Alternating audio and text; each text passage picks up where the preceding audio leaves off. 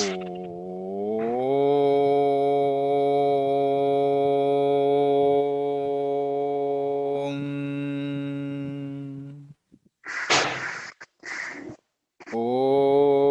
श्री गणेशाय नमः।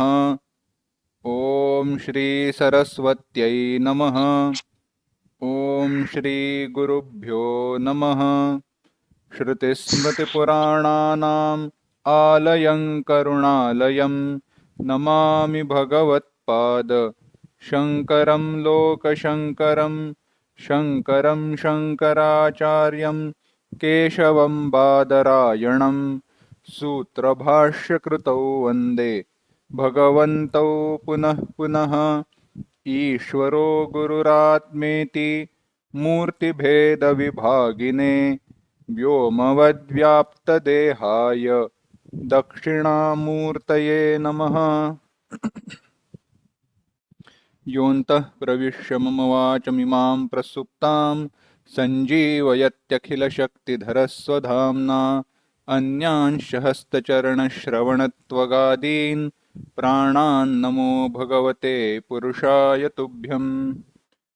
वंशी विभूषितकरान्नवनीरदाभात् पीताम्बरादरुणबिम्बफलाधरोष्ठात् पूर्णेन्दुसुन्दरमुखादरविन्दनेत्रात् कृष्णात् परं किमपि तत्त्वमहं न जाने।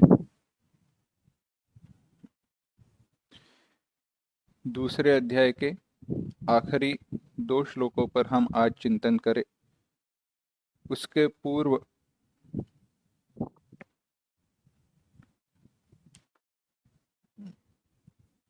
सदसठ से लेके 70 तक सारे श्लोक, या 65 से लेके 70 तक सारे श्लोक एक साथ पढ़ेंगे।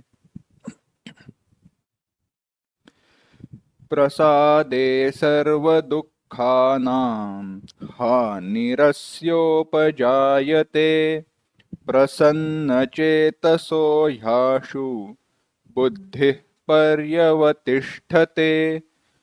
नास्ति बुद्धिरयुक्तस्य न चायुक्तस्य भावना न चाभावयतः शान्तिः अशान्तस्य कुतः सुखम्। इन्द्रियाणां हि चरतां यन्मनोनुविधीयते तदस्य हरति प्रज्ञां वायुर्नावमिवाम्भसि। तस्माद्यस्य महाबाहो निगृहीतानि सर्वशः इन्द्रियाणीन्द्रियार्थेभ्यः तस्य प्रज्ञा प्रतिष्ठिता। या निशा सर्वभूतानां तस्यां जागर्ति संयमी। यस्यां जागृति भूतानि सा निशा पश्यतो मुनेः। आपूर्यमाणमचलप्रतिष्ठं समुद्रमापः प्रविशन्ति यद्वत् तद्वत् कामायं प्रविशन्ति सर्वे स शान्तिमाप्नोति न कामकामी। भगवान स्थितप्रज्ञ का वर्णन कर रहे हैं।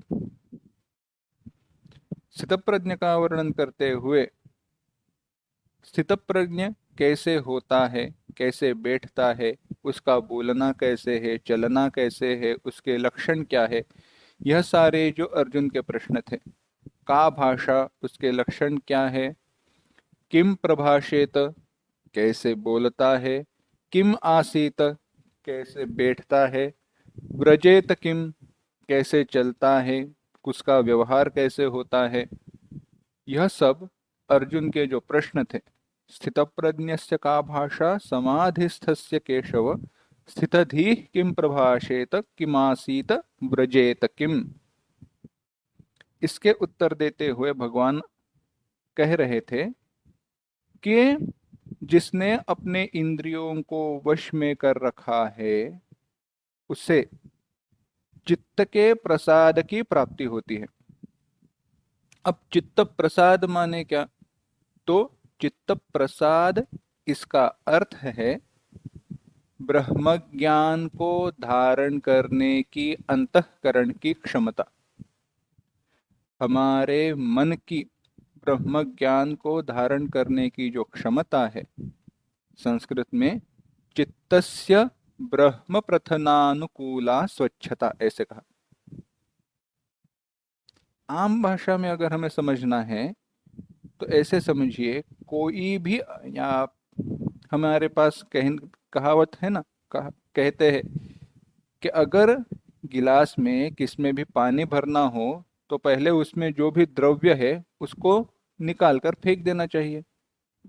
अगर घट में मिट्टी भरी हो, घट में कुछ दूसरी वस्तु हो और उसमें अगर हमें पानी भरना है तो घट में जो वस्तु है उसको निकाल कर फेंक देने पर ही, घट को खाली करने पर ही उसमें पानी भरा जा सकता है। इसी प्रकार से ब्रह्म ज्ञान अगर मन में धारण करना है तो मन से विषयासक्ति या भी जो भी अंतःकरण के दोष है वह दूर हो जाने चाहिए, तब भी जाकर ब्रह्म ज्ञान स्थिर हो सकता है। चलो, यह बात तो समझ में आई, ब्रह्म ज्ञान स्थिर हो सकता है। तो होता कैसे है? भगवान कहते हैं ऐसा जो व्यक्ति होता है वह कैसे होता है?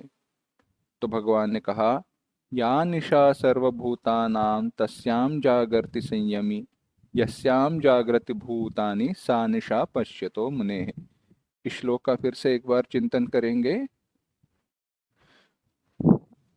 उदाहरण यह दिया है, श्लोक देखना, 69वां श्लोक, 69th।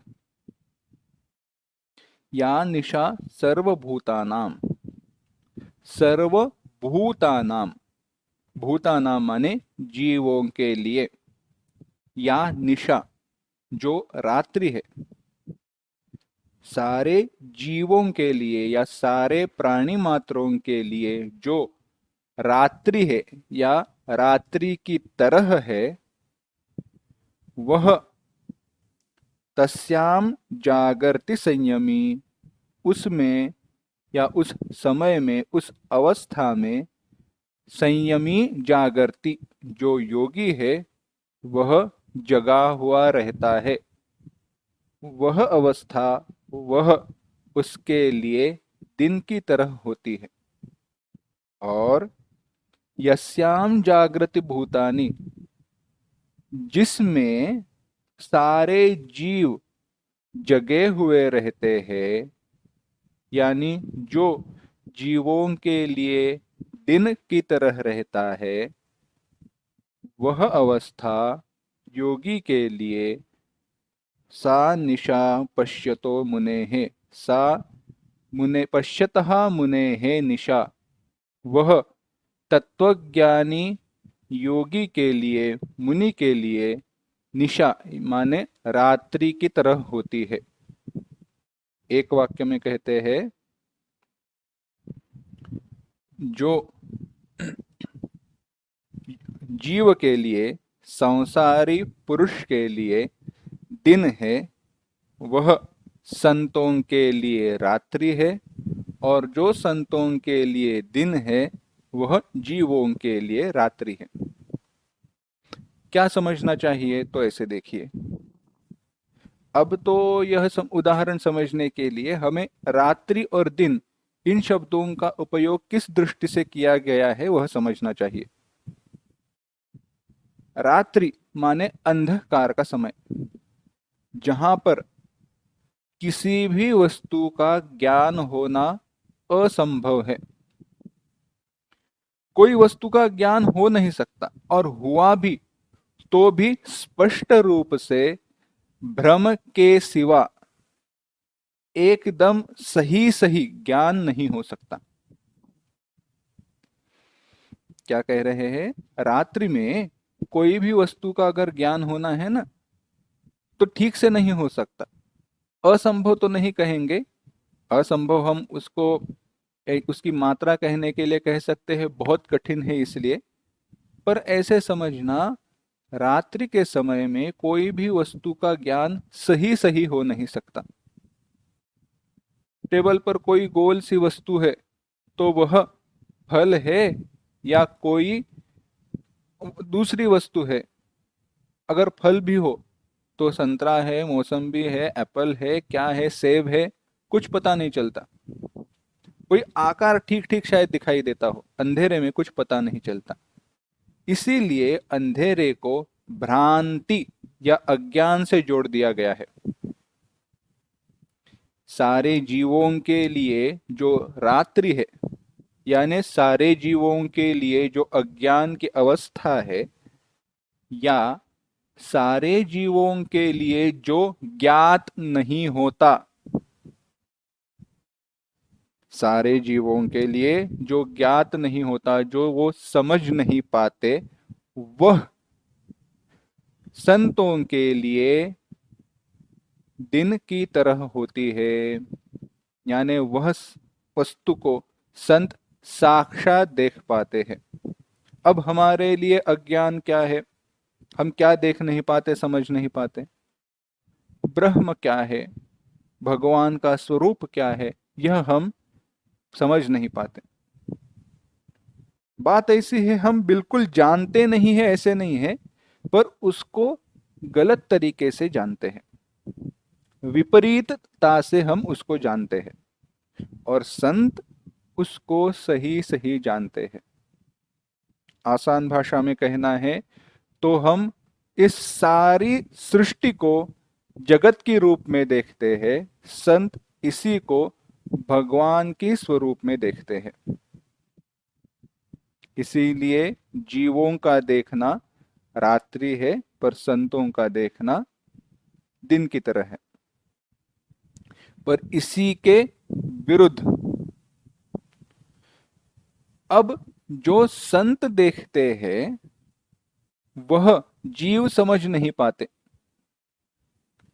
संत जिसे देख रहे हैं वह उसे जीव समझ नहीं पाते। इसीलिए संतों के लिए जो दिन है वह अज्ञान के कारण जीवों के लिए रात्रि है। फिर से समझाते हैं। अब एक दृष्टांत देखते हैं, फिर से सिद्धांत की तरफ आते हैं। पिछली बार भी यह उदाहरण दिया था। छोटा बच्चों को आप कहीं घूमने के लिए ले जाते हैं। आप बगीचे में जाते हो तो वहां पे, गार्डन में जाते हो तो वहां पे एक पुतला रहता है। अभी तो हिलने वाले पुतले भी आते हैं, उसमें मशीन वगैरह लगे हुए रहते हैं। तो वहां पे शेर का पुतला था, और उस पुतले को देखकर, उसकी दहाड़ की आवाज सुनकर वो छोटा बच्चा डर गया। पर आप डरे क्या? नहीं। फर्क कहां पे है, भेद कहां पे है? भेद दृष्टि में है। वस्तु एक ही है, हिलने वाला, दहाड़ देने वाला शेर का पुतला, वस्तु वही है, पर वह वस्तु सत्य नहीं है, वह शेर असली नहीं है, यह हम जानते हैं, पर वह बच्चा जान नहीं पाता। तो हमारे लिए जो ज्ञान है, हमारा ज्ञान क्या है? वह शेर असली नहीं है। यह ज्ञान की भूमिका या अवस्था उस बच्चे के लिए अज्ञात है, और उस बच्चे की भ्रम की अवस्था, उस बच्चे की भ्रम की अवस्था, यह शेर यह शेर असली है, ये मुझे खा सकता है, इससे मुझे दुख होगा, यह उसकी अवस्था ज्ञानी संतों के लिए रात्रि की तरह है, अस्तित्व में है नहीं। हमारे हमारे लिए तो वो भावना है ही नहीं, हमारे लिए दुख है ही नहीं, क्योंकि हम जानते हैं शेर असल में वहां पे है नहीं। अब इसी को बच्चे की जगह पर हमें सांसारिक पुरुषों को रखना चाहिए, हमें अपने आप को रखना चाहिए, और संतों को बड़े व्यक्ति की तरफ, जो बच्चे को लेकर गया था उसकी जगह पर रखना चाहिए। इस जगत को देखते हुए हम इस जगत को सच समझते हैं, भगवत स्वरूप भगवान की निर्मिति नहीं देखते, इसीलिए इस जगत से प्राप्त होने वाले सारे सुख और सारे दुख हमें असली या सच दिखाई देते हैं, पर संतों के लिए वह मिथ्या होने के कारण, जगत मिथ्या होने के कारण, असल में ना होने के कारण, और वह ब्रह्म स्वरूप या परमात्मा स्वरूप होने के कारण वह इसे मिथ्या जानने के कारण दुखों को प्राप्त नहीं होते। तो संतों का जो ज्ञान है वह हमारे लिए रात्रि है, और हमारा जो अज्ञान है वह या हमारी जो भ्रांति है वह संतों के लिए अस्तित्व में है ही नहीं। फिर से एक बार श्लोक के वाक्य देखना।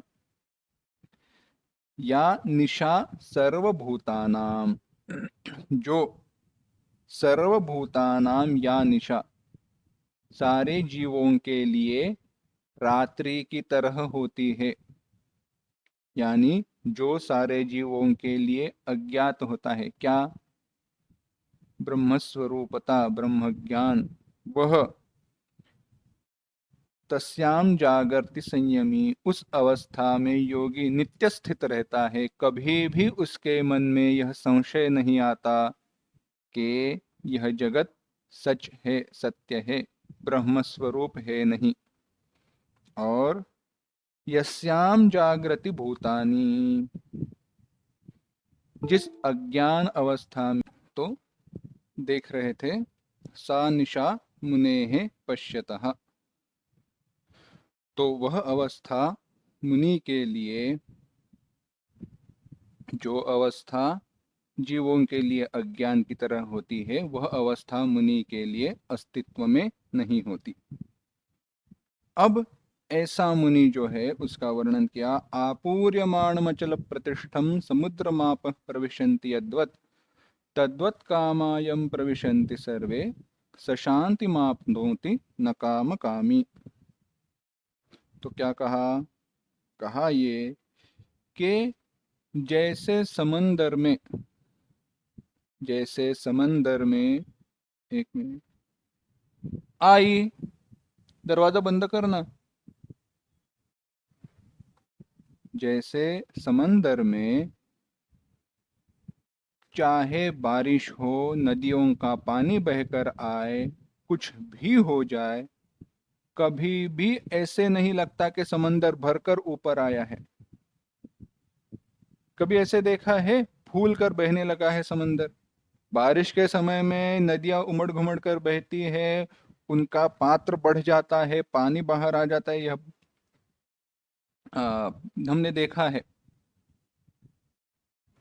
पर कभी ऐसे देखा है क्या कि समंदर का पानी ऐसा उसकी सीमाओं को लांघ कर कहीं अंदर आया है? सुनामी वगैरह जाने दो, वह तो पूरा भिन्न ही अवस्था है। पर कोई छोटे से बारिश के कारण ऐसे लग देखा है कि अरे सब पानी बहकर बाहर आया, गांव में घुस गया है? नहीं, ऐसे कभी नहीं होता। नदियों का पानी कितना भी आने दो, समंदर जैसे का वैसे ही है, यानी समंदर में कोई बदलाव नहीं आता। इसी प्रकार से चाहे कोई भी विषय आने दो या जाने दो, इन विषयों की सुख के कारण या दुख के कारण जो संत है उनके मन में कोई विकार उत्पन्न नहीं होते। हमें कैसे होता है? चलो छोटी कोई चीज मिली, खुशी होती है। कोई छोटी वस्तु हमारे इच्छा के विरुद्ध हुई, हमें दुख होता है ना? पर संतों के जीवन में, संतों के अंतःकरण में ऐसी कोई अवस्था नहीं रहती। अब आगे हमने इन दोनों श्लोकों को पढ़ा था, एक साथ एक बार पढ़ते हैं। 71वां श्लोक। विहाय कामान् यः सर्वान् पुमांश्चरति निःस्पृहः निर्ममो निरहङ्कारः स शान्तिमधिगच्छति।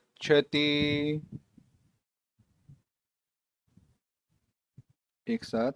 विहाय कामान् यः सर्वान् पुमांश्चरति निःस्पृहः निर्ममो निरहङ्कारः स शान्तिमधिगच्छति।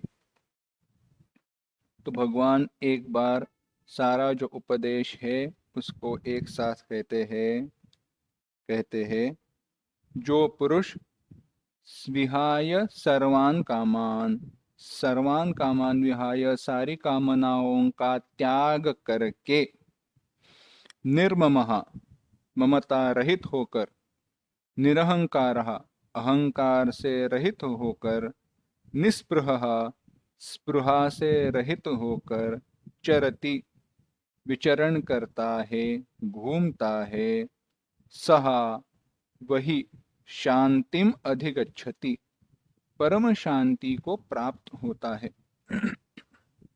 क्या कभी आपने सोचा है सुख की व्याख्या क्या है? हमने सुख के बारे में आनंद के बारे में विचार किया था, चिंतन किया था। एक और सुंदर विचार है, ऐसे देखना, आप कोई भी जो कॉमेडी मूवी हो या कोई पुस्तक हो जो आपको बहुत हंसाता हो, खुशी देता हो, उसका चिंतन कीजिए और उसके सामने गहरी नींद को रखिए। आपको क्या प्रिय है? ऑफ कोर्स गहरी नींद ही आपको प्रिय है ना। अब बताओ ये गहरी नींद प्रिय क्यों है? क्योंकि वहां पे हम शांति का अनुभव करते हैं।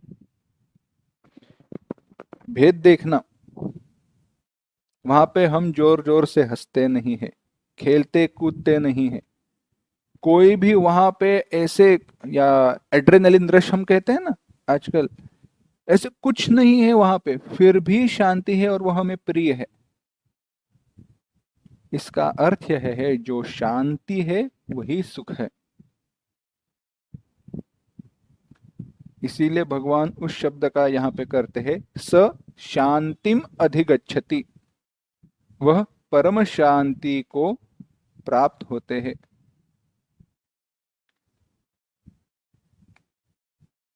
अब परम शांति क्या है? परम शांति मोक्ष का ही दूसरा नाम है। परम शांति में दुखों का अभाव है और केवल सुख ही है। ये कब होता है और कैसे होता है? तो पहले कहा विहाय कामान्य सर्वान, सारी कामनाओं का, इच्छाओं का त्याग कर देना चाहिए। पहली बात, वो सारी इच्छाओं का त्याग करने के बाद ममता रहित हो जाना चाहिए और उसके बाद निरहंकार, अहंकार से रहित होना चाहिए। अब निरहंकार निस्पृह निर्मम क्या है? तो अहंकार माने अहम बुद्धि, मैं, ऐसी जो हमारी बुद्धि है, हमारा जो विचार है, उसे अहंकार कहा जाता है। चलो समझिए, यह शरीर मैं हूं, ये मन मैं हूं, यह बुद्धि मैं हूं, ऐसे समझना जो है ना, उसे अहंकार कहते हैं। अहंकार का दूसरा भी अर्थ हम कहते हैं ना, उसे अपने ज्ञान का अभिमान है, गर्व है। तो गर्व इस दृष्टि से भी अहंकार को, वह बहुत अहंकारी है, तो उस शब्द में नहीं है। तो यहां पे अर्थ है अहम इति बुद्धि। जहां पर भी हमारा विचार मैं ऐसे जुड़ जाता है उसे अहंकार कहते हैं। और वो कई सारी वस्तुओं में हो सकता है। हमारे गुरुजी बड़ी अ, मजाक में कहा करते थे, कहाँ कहाँ पे है? मोबाइल में है, किताबों में है, घड़ी में है। अरे टूटा क्या? मोबाइल। टूटी क्या? घड़ी। खराब क्या हुआ? हमारे शरीर को छोड़कर दूसरी वस्तु खराब हुई, हमें छोड़कर दूसरी वस्तु खराब हुई है, पर फिर भी हमें दुख होता है। क्यों? क्योंकि पहले तो वहां पे अहंकार है और अहंकार के कारण ममता जुड़ी हुई है। ये तो ऐसी बात हुई, ये कैसी मूर्खता की बात है। तो उदाहरण कहते हुए वह कहते थे, एक आदमी रो रहा था, मर गया मर गया मर गया। किसी सज्जन ने पूछा, अरे हुआ क्या है? ठीक ठाक तो दिखाई दे रहे हो। तो जो चिल्लाने वाला व्यक्ति था उसने कहा, मेरी जो छाया थी उसके ऊपर से गाड़ी चली गई। अब क्या छाया के ऊपर से गाड़ी चली जाने के कारण, उस शैडो के ऊपर से गाड़ी चली जाने के कारण क्या हमें कोई दुख होने वाला है? हाँ, हमारी ही छाया है, पर हमें दुख तो होता नहीं है। वैसे ही ये सारी वस्तुएं हमारे लिए है, हम उनका उपयोग करते हैं, पर वो हम है नहीं। तो पहले तो उन वस्तुओं में अहंकार हो जाता है, बाद में क्या होता है? स्पृहा।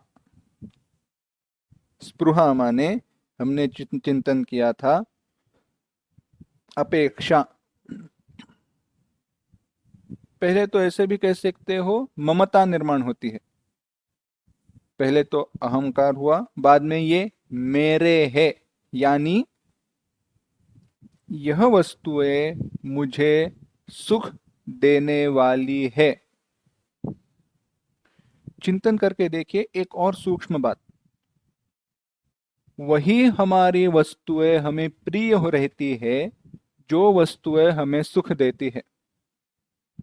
स्पष्टता से कहना है तो, जो मेरा पुत्र या पुत्री, बेटा या बेटी मेरा सारा सुनती है, मेरा सारा काम करती है, उनमें मेरी, उसमें मेरी ममता ज्यादा रहती है।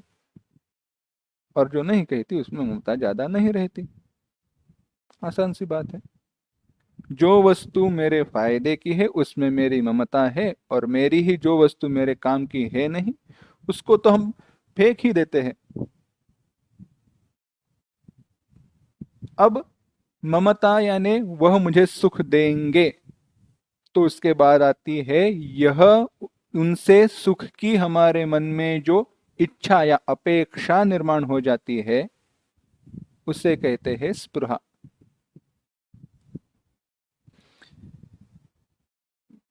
कोई भी अनुकूल वस्तु का अभाव होने पर, कोई भी अनुकूल वस्तु का, इच्छित वस्तु का, प्राप्त वस्तु का अभाव होने पर मन में ऐसे आता है कि उससे ही मुझे सुख मिलने वाला है और वह मुझे चाहिए ही।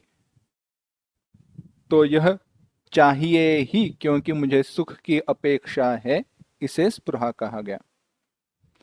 तो यह सारी स्टेजेस है, एक एक एक एक सीढ़ी है जिसको चढ़कर हम आगे जाते हैं। तो अब हुआ क्या? ममता, अहंकार, स्पृहा, यह हमें यहां वहां घुमाते रहते हैं, दुख देते रहते हैं।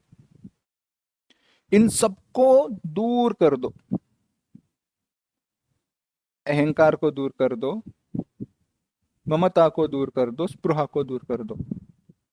और इनको दूर करने का एक आसान तरीका मैं बताता हूं, सबसे आसान तरीका, और वो आपको पता है क्या है। बस सो जाओ।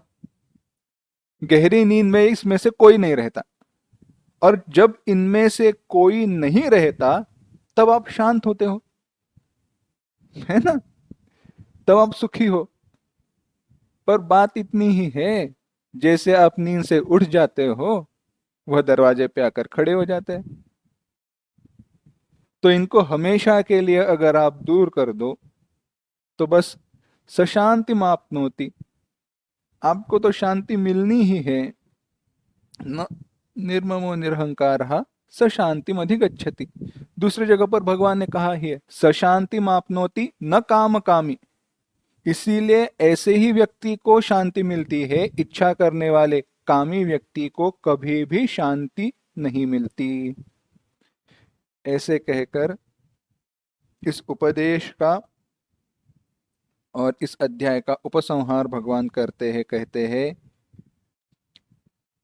एषा ब्राह्मी स्थितिः पार्थ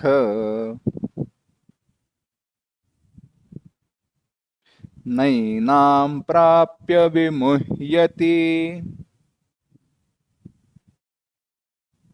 स्थित्वा स्यामन्तकालेऽपि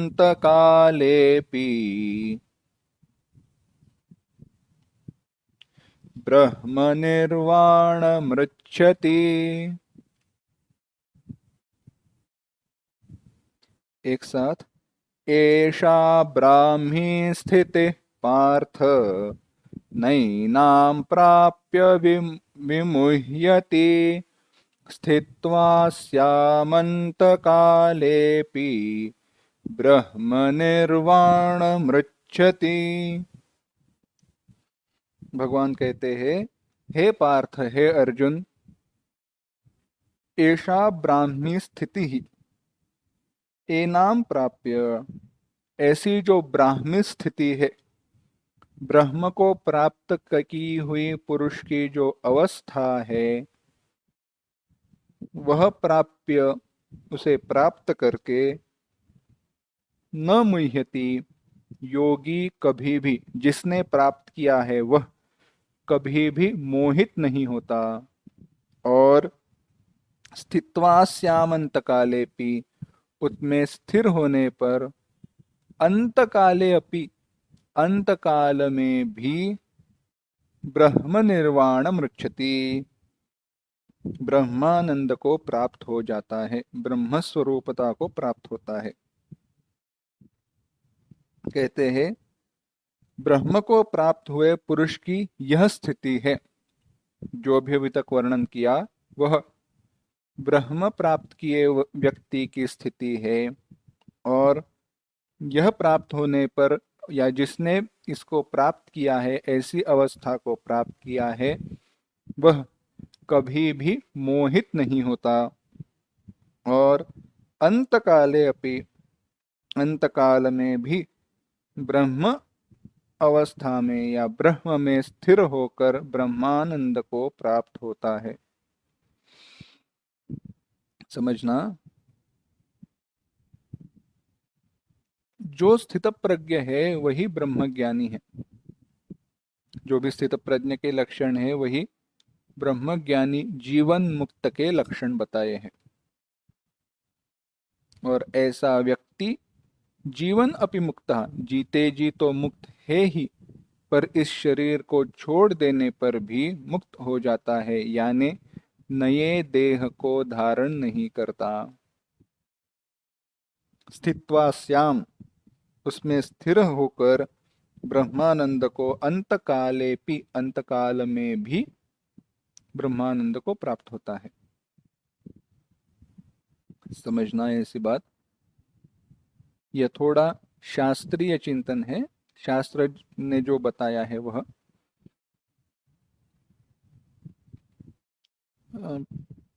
उदाहरण देखते हैं।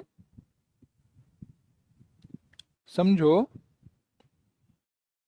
आपने कोई ऐसी वस्तु को देखा, ऐसा एक फल देखा जो आपने पूर्व में कभी देखा नहीं है। अपनी आंखों से ही आपने देखा है, तो उसे देखने पर आपके मन में संशय निर्माण हुआ, क्या यह सच में है? फल की तरह तो दिखाई देता है, पर ऐसा फल तो मैंने देखा नहीं है। यानी आपने वस्तु को अपनी ही आंखों से देखा है, फिर भी उस वस्तु की ज्ञान के बारे में आपके मन में संशय है। यानी हुआ ऐसे है, आपको उस वस्तु का ज्ञान नहीं है ऐसा बिल्कुल नहीं, पर उस ज्ञान के बारे में आपके मन में संशय है। इसी प्रकार से मैं ब्रह्म हूं, यह शास्त्र हमें कहता है, पर हम उस पर विश्वास नहीं कर पाते, हमारे मन में संशय रहता है। और ऐसे संशय सहित ज्ञान का कोई फायदा नहीं है। वह ज्ञान नहीं है ऐसा नहीं, पर वह फल नहीं देता। तो वह ज्ञान फलद्रूप फलीभूत कब हो जाए? जब हम उसके लिए प्रयत्न करेंगे, कोशिश करेंगे। किसके लिए? वह ज्ञान स्थिर हो, संशयों से रहित हो। उसी को हमारी एक साधना कही गई है। कर्मयोग उसी के लिए बताया गया था। और ऐसे होने पर वही ज्ञान जब स्थिर हो जाता है, निश्चय हो जाता है, तो ऐसी ब्राह्मी अवस्था यानी जीवन मुक्त की अवस्था होती है, जिसमें यह ज्ञान निश्चित है, ब्रह्म सत्यम जगन मिथ्या, यह जगत ब्रह्म ही है और जो जगत है वह मिथ्या है। और ऐसा ज्ञान होने पर ऐसा व्यक्ति नए शरीर को धारण नहीं करता, फिर से जन्म नहीं लेता, और इस जन्म मृत्यु की चक्कर से मुक्त हो जाता है, उसे मोक्ष मिलता है। संपूर्ण दूसरे अध्याय का एक बार चिंतन करेंगे, क्या क्या भगवान ने बताया। तो दूसरे अध्याय की शुरुआत कहां से हुई थी? देखिए, पहले अध्याय में तो हमने देखा कि अर्जुन का विषाद, कि भगवान ये ऐसी बात नहीं, वैसी नहीं, यही है वही है। कई सारे कारण अर्जुन ने बताए, और अर्जुन ने कहा भगवान मैं युद्ध नहीं कर सकता। अब हुआ ऐसे, जब अर्जुन की यह अवस्था हुई तो भगवान के मन में आश्चर्य हुआ। ऐसे तो भगवान को तो कोई आश्चर्य होना नहीं चाहिए, पर वहां पे ये वर्णन किया है, भगवान की लीला है। भगवान कहते हैं अर्जुन, ये ऐसा कौन सा दिन आया है, ऐसे क्या हुआ कि तुम्हारे मन में ऐसे कल्मश, कोई दोष निर्माण हुआ जिसके कारण तुम युद्ध नहीं करना चाहते हो? ऐसा क्या हुआ है? कुतस्त्वा कश्मलमिदम, और इतना ही नहीं, विषमे समुपस्थितम, ऐसी गलत समय पर निर्माण हुआ है, और यह तुम्हें शोभा नहीं देता। भगवान ने उसे कहा अर्जुन कुछ नहीं, तुम्हें तो युद्ध करना ही पड़ेगा। तो अर्जुन ने फिर से कारण बताए, भगवान मैं युद्ध कैसे करूं, क्यों नहीं कर सकते? अरे जिनके साथ युद्ध करना है वह तो मेरे गुरुजन है, भीष्म द्रोण ऐसे सारे लोग हैं, और गुरुजनों को मारना, गुरुजनों की हत्या करना पाप बताया गया है। मैं ये पाप नहीं करना चाहता, मैं बिल्कुल युद्ध नहीं करना चाहता। भगवान हंसे, क्योंकि उनको पता था अर्जुन अब क्या कहने वाले। अर्जुन आगे क्या कहते हैं? अर्जुन कहते हैं भगवान मैं जानता हूं कि कुछ तो गलत है युद्ध की पूरी तैयारी करके, क्योंकि अगर आप थोड़ा पीछे जाओ और देखो, महाभारत में युद्ध के पूर्व ऐसा ही मोह युधिष्ठिर के मन में निर्माण हुआ, और उस समय उसको उपदेश अर्जुन ने दिया, और अर्जुन ने कहा यह धर्म युद्ध है और युद्ध करना सही कैसे है।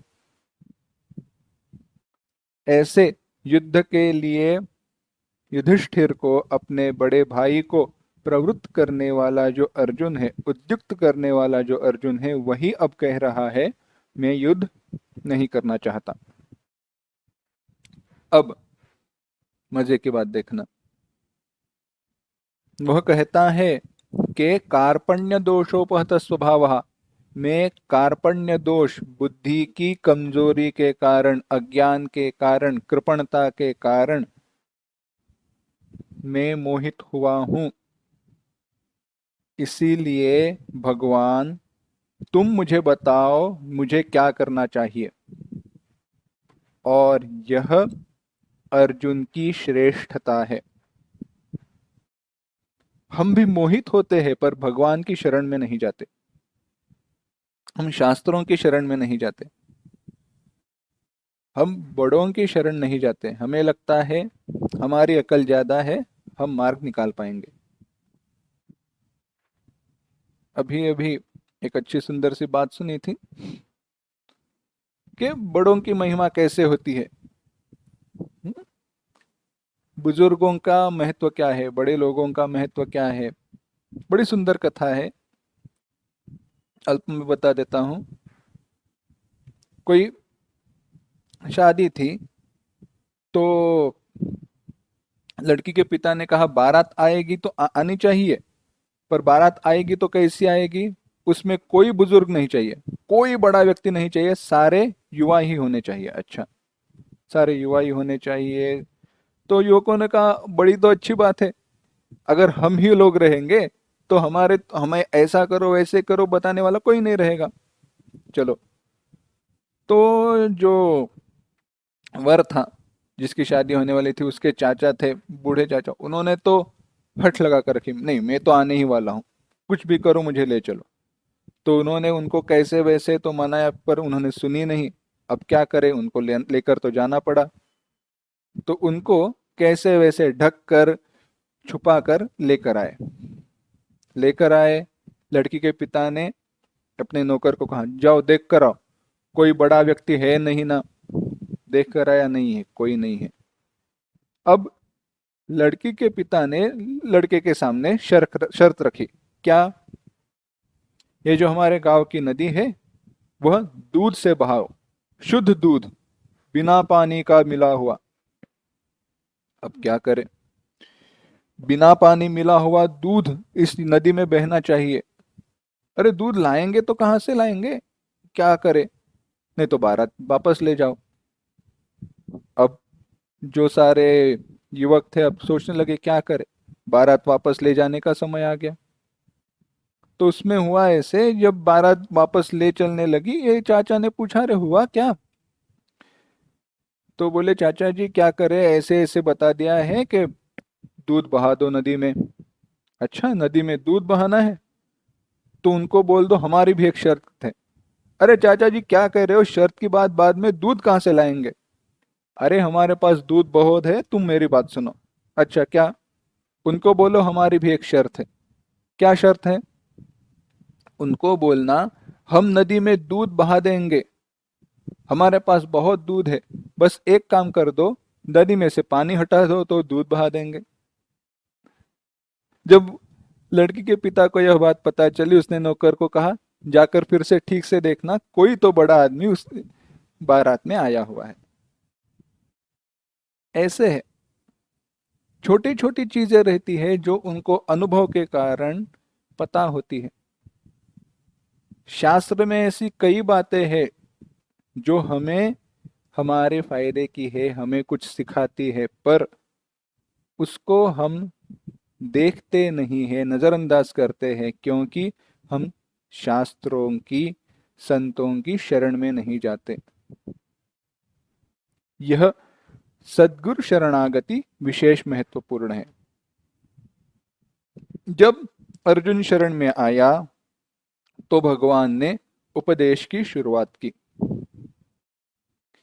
इसके पूर्व में अगर आप एक बार देखो, तो भगवान से यह कहता है, अर्जुन कह रहा है कि भगवान मैं युद्ध नहीं करना न योत्स्य इति गोविंदम उक्त्वा तूष्णिम बभूवः, 9वें श्लोक में। भगवान मैं आपकी शरण में आया हूं, तुम जैसे कहोगे वैसे मैं करूंगा, पर मैं युद्ध नहीं करना चाहता। यह एक और हमारे मन की अवस्था है। पहले तो हम शास्त्रों की, बड़ों की शरण में नहीं जाते, उनसे पूछते नहीं है, और पूछने पर अपेक्षा क्या होती है, जो उत्तर मुझे चाहिए वही मिले। आंसर मिले तो कैसा मिले, जवाब मिले तो कैसा मिले, मुझे चाहिए वैसा। इसलिए अर्जुन क्या कह रहा है, न योत्स्य, तुम मुझे बताओ पर मैं युद्ध नहीं करने वाला। ऐसी बात नहीं होनी चाहिए। जो शास्त्र ने बताया है वह क्यों बताया, कैसे बताया, वह सही है, इसका हमें विचार तो अवश्य करना चाहिए, अवश्य करना चाहिए उसका विचार। परंतु हमारे मन के जो दोष है उन्हें पीछे रखना चाहिए। हमारे जो निश्चय है, हमारे अनुमान है, उनको पीछे रख कर जाना चाहिए। बाद में भगवान ने उपदेश देना शुरू किया। तो यह अर्जुन का विषाद और अर्जुन की गुरु उपसक्ति, भगवान की शरण में जाना, यह जो है वह 10वें श्लोक तक हुआ। अब 11वें श्लोक से लेकर भगवान अर्जुन को उपदेश देना शुरू करते हैं। उसमें भगवान ने पहले तो ज्ञान का उपदेश दिया, उसके बाद कर्म योग का उपदेश दिया, उसके बाद कर्म योग के फल को बताया, और ज्ञान का फल, जीवन मुक्ति की अवस्था, उसके लक्षण वह बाद में बताए। 11वें श्लोक से लेकर 38वें श्लोक तक 11 to 38 भगवान ज्ञान का उपदेश करते हैं। 39वें श्लोक से लेकर आगे 53वें श्लोक तक 39 to 53 भगवान कर्मयोग का चिंतन बताते हैं। और 54वें श्लोक में हाँ,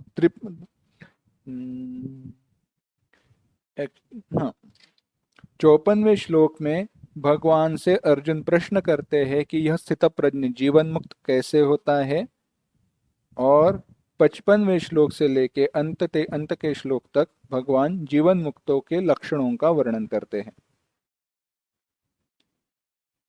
जब भगवान ने अर्जुन को उपदेश दिया, ज्ञान की दृष्टि से उपदेश दिया, तो उसमें भिन्न भिन्न दृष्टि से अर्जुन को बताया। क्या बताया? अर्जुन, युद्ध करना सही कैसे है।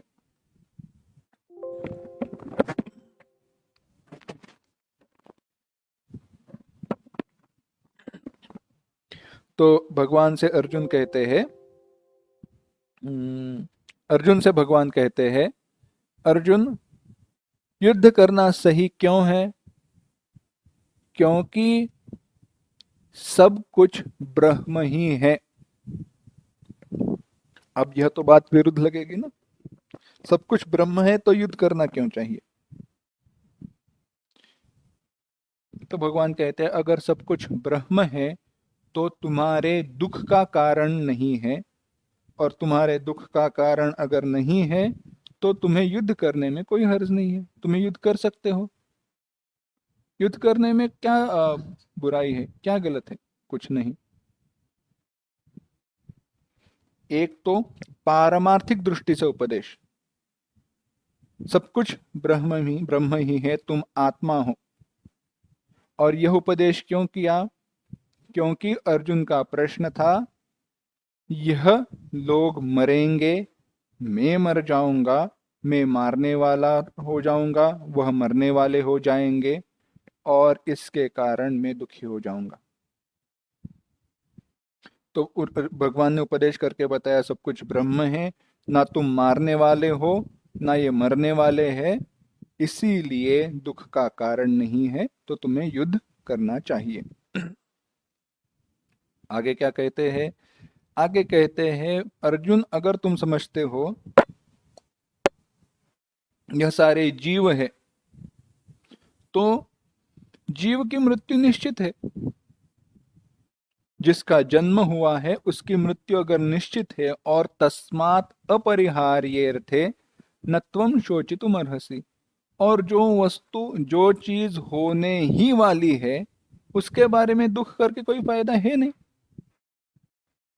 उस समय उदाहरण बताया था, बुब्बारा है, फूटने वाला ही है, फूटने वाला है तो उसके बारे में दुख करके क्या फायदा।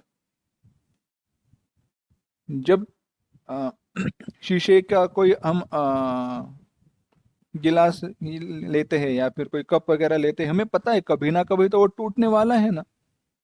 इसे जानकर ही हम लेते, उसका ख्याल रखते हैं, पर टूटने पर हम शोक नहीं करते। क्यों? क्योंकि पता है कभी ना कभी वो टूटने वाला है, खराब होने वाला ही है। इसी प्रकार से अगर यह देह मुझे मृत्यु आने ही वाली है तो उसके बारे में शोक कैसा। और अगली बात, भगवान कहते हैं मृत्यु किसकी होती है। अगर तुम सोचते हो वह जीव मर जाता है, तो वह जीव भी नहीं मरता, वह जीव नित्य है।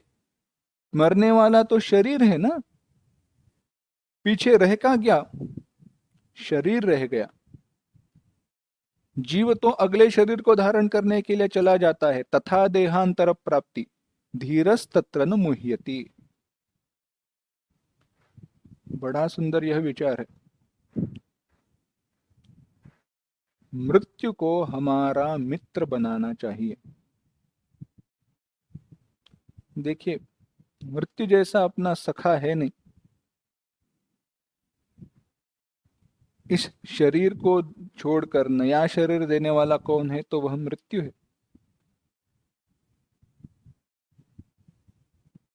अगर आप देखो तो कई सारे कैंसर पेशेंट हो या ऐसी बीमारी जिसको अब ठीक नहीं किया जा सकता और उसके कारण जो दुख में है, बहुत दर्द सहन कर रहे हैं, ऐसे व्यक्ति क्या सोचते हैं, इससे मृत्यु आए तो अच्छा। कई बार हमारे ये एक आता ही है ना, कभी कभी हम वृत्तपत्र में, वार्तापत्र में पढ़ते हैं, क्या, मर्सी किलिंग। सही है गलत है मुझे उसमें जाना ही नहीं है, क्योंकि वो विचार यहाँ पे आवश्यक है ही नहीं। पर मुझे यहाँ पे आपका ध्यान खींचना है, यहाँ पे ध्यान दीजिए, वह विचार आया क्यों। इस देह को छोड़ने के बाद मैं सुखी हो जाऊंगा। यानी कहीं ना कहीं हमारे मन में यह ज्ञान है कि इस देह के बाद मुझे कुछ नया देह मिलने वाला है। यह बात हुई। तो अर्जुन, अगर इस इन देह का त्याग, या ऐसे नहीं है कि तुम मारने के कारण ये मरने वाले हैं, कभी ना कभी तो ये मरने वाले हैं ही ना। तो अगर ऐसी बात है तो अभी धर्म की रक्षा के लिए तुम इनको क्यों नहीं मारना चाहते हो। और अगर तुम्हें लगता है कि धर्म की हानि हो जाएगी, तो यहाँ पे धर्म की हानि बिल्कुल नहीं होने वाली, क्योंकि हतो वा प्राप्स्यसि स्वर्गम जित्वा वा भोक्ष्यसे महीम।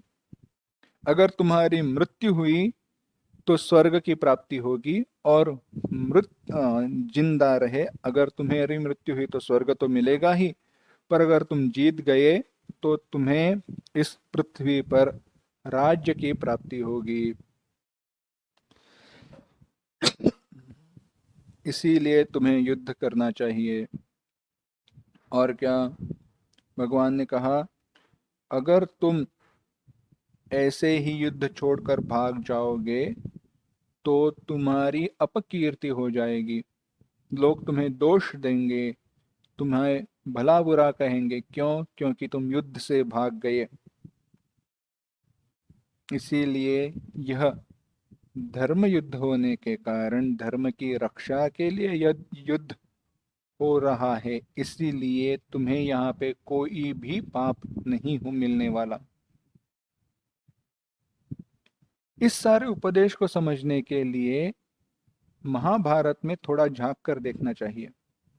जब हमने इन श्लोकों का चिंतन किया था, वहां पे इसमें हमने डिटेल में इन श्लोकों का चिंतन किया है, पर एक भूमिका के लिए अभी बता रहा हूं। अगर आप देखो, महाभारत ऐसा ग्रंथ है जिसमें कई सारी बातें बताई गई है, गुंथी हुई है, उलझी हुई है, कोई बात सीधी नहीं है। अब मजे की बात देखना, यह युद्ध शुरू हुआ यानी भगवत गीता के उपदेश के बाद महाभारत में प्रसंग आता है कि युधिष्ठिर अपना जो कवच है, अपनी ढाल है, अपनी तलवार है, इन सबको छोड़कर रथ से उतरकर चलकर कौरव सेना की तरफ बढ़ता है। अब युधिष्ठिर जब ऐसे बढ़ने लगते हैं तो सबको लगता है, आहा, देखो, हमें देखकर यह डर गया। अब डर के कारण यह हमारी तरफ बढ़कर माफी मांगने के लिए, शरणागति के लिए चलकर आ रहा है। ऐसे कौरवों के पक्ष में विचार है। जैसे ही युधिष्ठिर अपने रथ से उतरा और चलना शुरू कर दिए तो तुरंत सारे उसके भाई अपने अपने रथ से उतर गए और उनके पीछे चलने लगे। जब युधिष्ठिर उतरकर भीष्म, द्रोण और कृपाचार्य, इन तीनों और शाल्य, इन सबसे जाकर मिले। क्यों मिले? उन्होंने कहा, अब हम युद्ध का आरंभ कर रहे हैं, मैं आपसे युद्ध के लिए आप अनुमति मांग रहा हूं, आप मुझे आज्ञा दीजिए। और सबने बताया कि अगर तुम नहीं आते तो तुम्हारी पराभव हो जाए, तुम्हारी हार हो जाए, तुम्हारा पराभव हो जाए, ऐसा हम शाप दे देते। अच्छा किया तुम हमारी अनुमति मांगने के लिए चले आए, क्योंकि युद्ध गुरुजनों के साथ, श्रेष्ठ व्यक्तियों के साथ हो रहा है। और सारे व्यक्तियों ने एक ही श्लोक वहां पे दोहराया है, अर्थस्य पुरुषो दासः, दासोर्थस्य अर्थो दानस, अर्थस्य पुरुषो दासः, दासोर्थस्य न कश्चन। सारे लोग अर्थ के, धन के दास है, परंतु धन, पैसा किसी का दास नहीं है।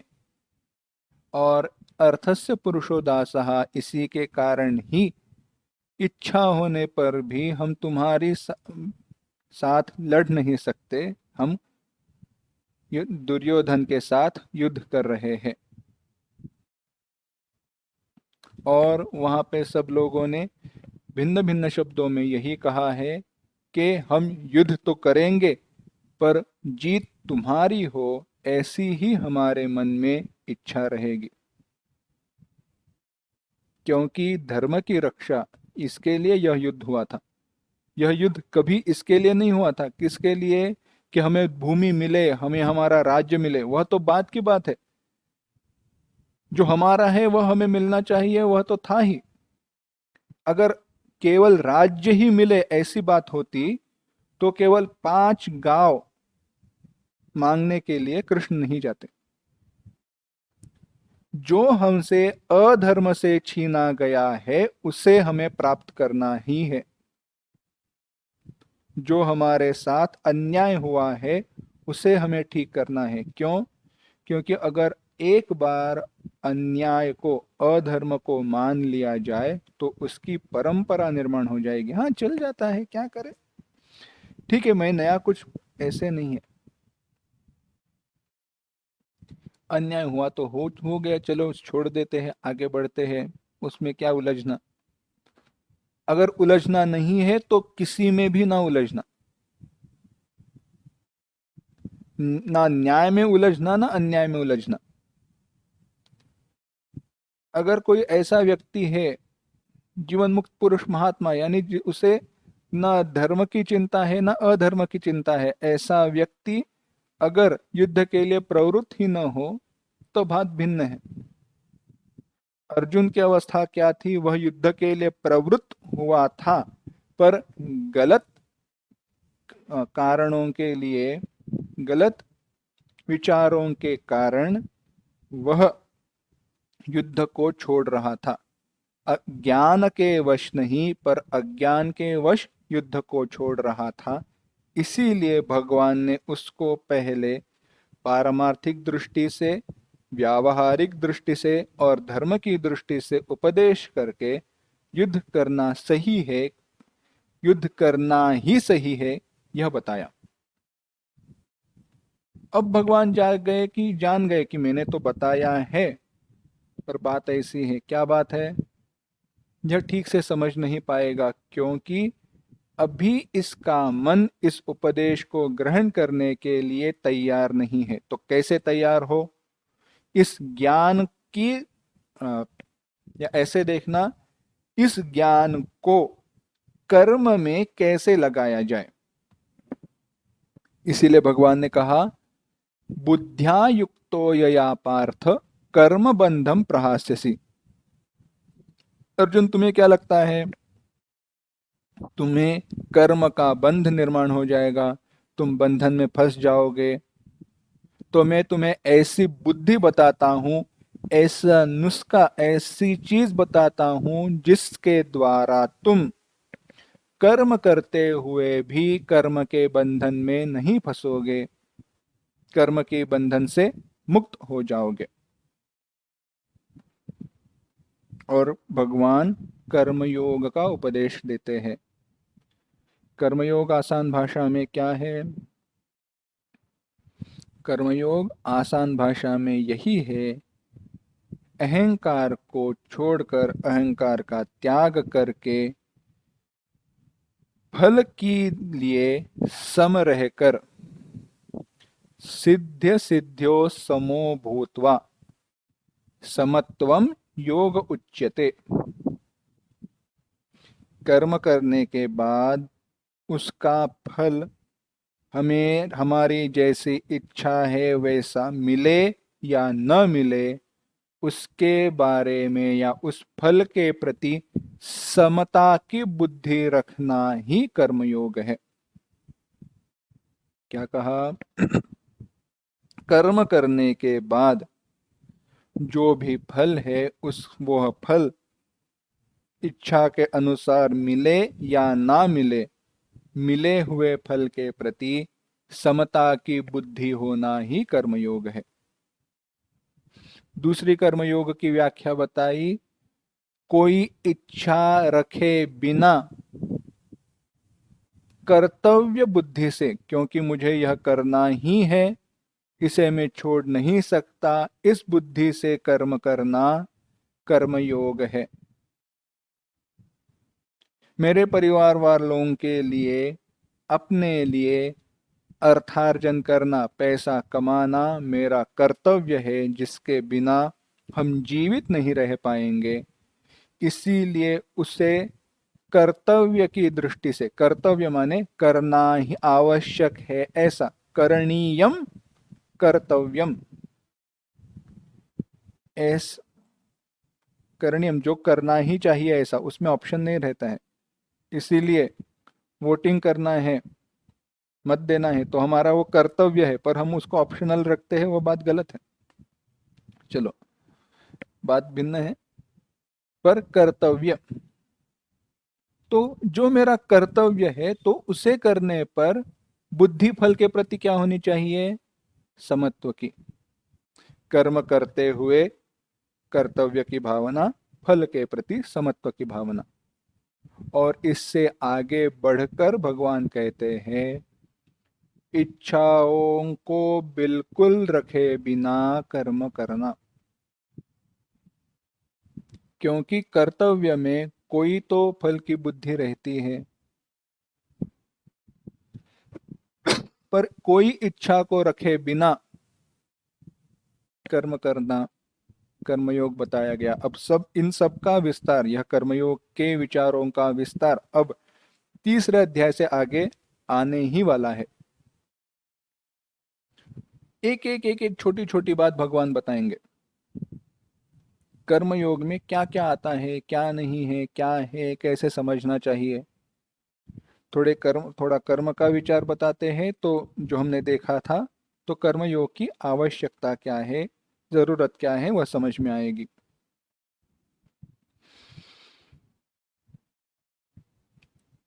यहाँ पे अपने भागवत में हंस गीता का प्रसंग है। हंस गीता के प्रसंग में हुआ ऐसे, सनक सनंदन सनातन सनत कुमार, भगवान के चार मानस पुत्र, ब्रह्मा जी के चार मानस पुत्र अपने पिता के पास गए और उन्होंने पूछा, पिताजी, विषय जो है ना, विषयों के प्रति हमारा मन आसक्त होता है तो मन विषयों के प्रति भागता है, पर यह विषय तो हमारे मन में रहते हैं। अगर मन विषयों के प्रति भागता है पर विषय हमारे मन में ही वासनाओं की रूप में अगर है, तो यह जो चक्कर है, मन जा रहा है विषयों के प्रति पर विषय वासना के रूप में है मन में, तो इसको कैसे काटें, इस चक्कर से कैसे छूटें? तो ब्रह्मा जी जिन्होंने स्वयं ज्ञान का उपदेश दिया है, ज्ञानी है, महात्मा है, वह सोचने लगे अरे हाँ, बात तो सही है, उनके भी समझ में नहीं आया, अब उत्तर क्या दे? तो उन्होंने भगवान की प्रार्थना की, भगवान वहां पे प्रकट हुए, हंस की रूप में प्रकट हुए और जो उपदेश दिया उसे हंस गीता कहते हैं। वहां पे भगवान ब्रह्मा जी से कहते हैं कर्मधी ही, ब्रह्मा जी से कहते तुम इसको जानते नहीं है, यह उत्तर, यह क्या है, इसका सवाल जवाब क्या देना है, वह तुम जानते नहीं हो, ऐसी बात नहीं है। पर सृष्टि की उत्पत्ति का कर्म करने के कारण तुम्हारी बुद्धि उसमें अटकी हुई रहने के कारण तुम समझ नहीं पाए, तुम बता नहीं पाए। हमारा भी ऐसे हुआ है, बाहर केवल कर्म में फंसे हुए रहने के कारण कई आध्यात्मिक बातें, उपदेश हमारे मन में स्थिर नहीं रह पाते। तो अब क्या करें? तो इसीलिए कर्म योग बताया। हमने चिंतन किया था जीव की पापात्मक कर्म की तरफ प्रवृत्ति होने के कारण उस पापात्मक हीन प्रवृत्ति से उठकर, पशुवत प्रवृत्ति से उठकर आगे बढ़कर अच्छे कर्म करने के लिए वेद कर्म का उपदेश देते हैं। कर्म का उपदेश क्यों किया? हीन अधोगति अधस्तर प्रवृत्ति से उठकर अच्छे कर्म की तरफ प्रवृत्त हो जाए। उदाहरण बताते हैं तो बात समझ में आएगी। हम पशु से भिन्न क्यों हैं, कैसे हैं? दो बैल है, दो बैल है, उनके सामने अगर घास डाला गया तो जो उसमें तगड़ा है, जो उसमें ज्यादा शक्तिमान है, वह दूसरे बैल को ज्यादा खाने नहीं देगा। बात सही है। पर ऐसे ही अगर कोई मनुष्य के सामने ऐसी अवस्था हो तो वह मनुष्य कहेगा तुम भी थोड़ा खा लो, तुम ज्यादा खा लो, मुझे कम चल जाएगा, है ना? इस मनुष्य की क्या कहते हैं, विचारों के कारण, स्वभाव के कारण वह मनुष्य पशुओं से ऊपर उठ जाता है, ऊपर आ जाता है। पर मनुष्य पशु की तरह कैसे हो जाता है? वह बैल जब घास खाने बाहर जाते हैं तो वहां पे जो घास है उसी को खाते हैं, उसे बांध कर वापस लेकर नहीं आते। मनुष्य जो हमें आवश्यक नहीं है उसे भी बांध कर अपने साथ ले चला जाता है। तो ऐसी प्रवृत्ति से उठकर आगे बढ़ने के लिए एक तो कर्म बताया, अब यह कर्म बंधन का कारण होता है, इसीलिए उस बंध का त्याग करने के लिए कर्मयोग की बुद्धि बताई। इस कर्मयोग की आचरण के कारण हमारा मन शुद्ध होने लगता है। कई जगह पर आप देखना, अनेक जन्मों के निष्काम कर्म की फल स्वरूप सत्संग करने की बुद्धि होती है। अगर आपको सत्संग मिल रहा है, संतों के वचन सुनने का अवसर मिल रहा है, तो वह आपके अनंत जन्मों के पुण्य का फल है। और कैसा पुण्य? निष्काम कर्म का पुण्य। निष्काम यानी आपने कोई इच्छा नहीं की थी पर पुण्य का कर्म हुआ, तो भगवान क्या कहते हैं, इसे सत्संग दे दो। अगर कोई हमने चीज भगवान से मांगी है तो वह चीज भगवान देंगे, अगर लेकिन कुछ मांगी नहीं है तो भगवान सत्संग देते हैं। और सत्संग के कारण क्या होते हैं, सत्संग के कारण विवेक होता है, विवेक के कारण अज्ञान नष्ट होता है, और अज्ञान नष्ट होने पर ब्रह्म की प्राप्ति, भगवत स्वरूपता की प्राप्ति होती है। उसी का चिंतन हमने किया था। यह कैसी अवस्था है, आपूर्यमाणमचल प्रतिष्ठम समुद्रमापः प्रविशन्ति यद्वत्। केवल कभी ध्यान लगाकर देखिए, आप समंदर की तरह हो। समंदर की तरह हो माने समंदर की तरह हो। आप अपनी आंखों से समंदर को ना देखना, समंदर को पूछो कितनी सारी लहरें हैं रे तुम्हारी, कौन सी लहरें, समंदर के लिए तो सब पानी ही है, उसमें चाहे लहरें हो या ना हो। कभी हमने समंदर की गहराइयों में जाकर नहीं देखा है। बस उसकी तरह हो जाओ, सुख आए या दुख आए कोई फर्क नहीं, शांति ही है। इस प्रकार से भगवान ने अर्जुन को उपदेश दिया। अब भगवान ये जो कर्मयोग का विचार बताया उसके बारे में भगवान से अर्जुन प्रश्न करेंगे, और भगवान कर्मयोग का विस्तार बताएंगे, पर वह अगली बार से हम देखेंगे।